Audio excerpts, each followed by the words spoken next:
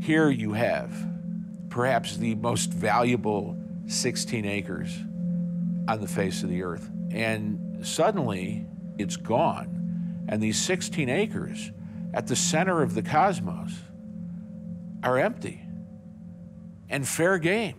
It was completely unworkable. Silverstein and the Port Authority wanted 10 million square feet of office space. Should we build a structure on that site?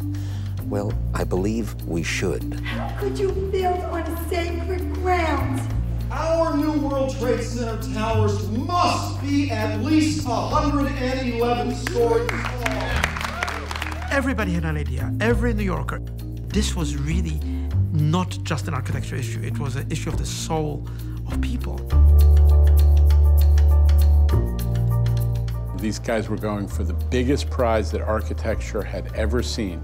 It was blood sport. You've got to have somebody in charge. You've got to have one that has 51% of the vote. Today we lay the cornerstone for a new symbol of the city. First of all, towers don't have cornerstones. When the press would start ranting and raving about no progress, there'd be a ceremony.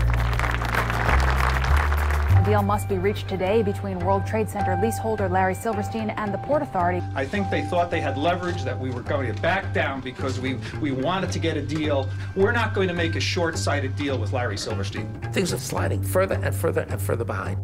We wanted it to be symbolic. We wanted it to be monumental. Okay, build me the world's most expensive subway stop. Mayor Bloomberg, it's his way or the highway. There's an emotion that as soon as you lose a loved one that is very different than 5 and 10 and 20 years later. I couldn't really find anyone that knew what was being built, who was building it, when it would be completed. Everyone had been lying. Everyone had held press conferences and made promises. None of those press conferences meant a goddamn thing, and none of those promises could be kept.